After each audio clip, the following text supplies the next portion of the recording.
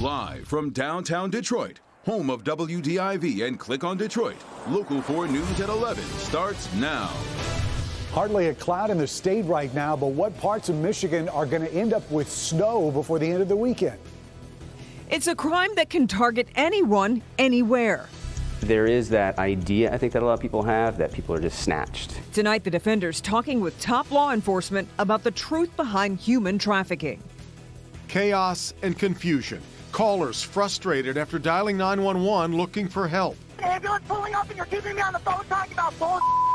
Caller after caller not getting the response they expected. Good to have you with us tonight at 11. At least 50 calls were made to 911 around the time of a bad motorcycle crash near the Marathon refinery. The callers from the scene say they were getting a recording, so they kept hanging up and calling again. It was a crash that killed Michael Blackwell. Many of the witnesses say there was a lack of urgency, which included a police supervisor allegedly driving past the scene. Priya Mann is live with the newly released 911 calls from that night. Priya, good evening. And good evening, Kim. You know, friends were calling 911, witnesses who stopped, even somebody from the Marathon refinery who was watching everything unfold from his cameras. It took about 2 minutes before these callers could talk to dispatchers. Tonight, for the first time, we're hearing some of those frantic 911 calls. Our friend who fell on the motorcycle and he's not breathing. Okay, listen, dear, listen. What's the location? The Marathon, what? At the same time, another friend was also on the phone with dispatchers. A bike went down. It's a good friend of mine. Somebody needs to get here. He's losing way too much blood. Both desperately trying to get first responders to the Marathon refinery at Fort and Schaefer. We need an ambulance right now. Okay, I'm requesting for you. Listen to me. Listen. For a half hour. You have to stop hanging up when you're calling. Every time you listen to me, man. I can't listen. In August, their friend Michael Blackwell was critically injured after losing control of his motorcycle. I just pulled up to the scene, and they couldn't get a hold of the police. They were all freaking out. I'm requesting to hear a message. I'm speaking to you. Don't hang up. I have some additional questions. Paramedics would get there within 6 minutes, but it took Detroit police 40 minutes to arrive. Is he the only vehicle that's involved? Just never mind, because there's an ambulance pulling up and you're keeping me on the phone talking about bull. And more than a month after he died, there is still a memorial here for Michael Blackwell. Now, we did hear from Detroit police. They say this was a single vehicle crash that required medical attention, not an emergency response to criminal activity. But they did say there is still an ongoing internal investigation into that police supervisor who allegedly drove by the accident scene but never stopped. Reporting from Detroit, I'm Priya Mann, Local 4. Yeah, a lot of confusion, as you say, Priya, and a lot of questions to be answered. We appreciate it. Devin. An aspiring law student gets a major victory before even getting the chance to practice law. It's a landmark case that will now change how students everywhere are going to be evaluated. Mara McDonald live downtown tonight with a historic ruling, Mara. It is, Devin, and it's a case that's been fought out in federal court for years. Take a look. This is a practice test for the LSAT. It's part of the logic portion of the test. You see these gaps here? That's for drawing diagrams. Kind of hard to do if you're blind. They handed me a pencil and paper, and I said it's useless to me because I can't see to draw. And the response for the last 8 years from everybody, from the Bar Association to the test maker, was tough luck for you. So he sued, and he won. You know, what was amazing about this case, and what maybe took it a little while longer to settle, is Angelo insisted that a settlement in this case wouldn't just be for him, that it would literally apply to everybody in the United States. The makers of the LSAT have 48 months to change the test. No more drawing pictures, which went like this. A, B, C, D, and E go into a bar, and E is next to A, and A is next to B, and C must be 2 spaces over from E. Where is D? And I've never had to answer a question like that in any state or federal court, but that's how we're deciding who's going to go to law school. After all the court fights and test changes, it will likely be 10 years for Binno. You going to take the LSAT again? Yes. And I will pass. Jason Turkish, his attorney, who has a long history of civil rights victories, is also severely sight impaired. I know I'm a better lawyer because of my vision, because it gives me a perspective. Because when I go to federal court, I understand the challenges that my clients face. I know how difficult it is. I know that it's hard to want to achieve something and be held back solely because of your vision. Back here live, an interesting footnote to all of this. Turkish is the second attorney to handle this case.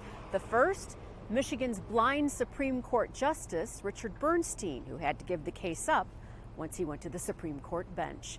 We're live downtown tonight. I'm Mara McDonald, Local 4. Wow, okay. Mara, thanks. The ongoing UAW strike against General Motors is now delaying the launch of one of GM's most anticipated cars. So far, the strike, which is in its fourth week, has halted production at 33 manufacturing plants and 22 distribution facilities. The Free Press also reporting tonight the Corvette Stingray will be delayed going to market due to the strike. Talks have ended for the night, but are set to resume tomorrow morning. Caught on camera, a man and woman robbed at gunpoint at a West Side gas station. Victims had just walked out of the gas station when three men approached them, one of them armed with a gun. This happened September 28th at Plymouth and Schaefer. Thieves got away indeed with the victim's 2018 black Nissan.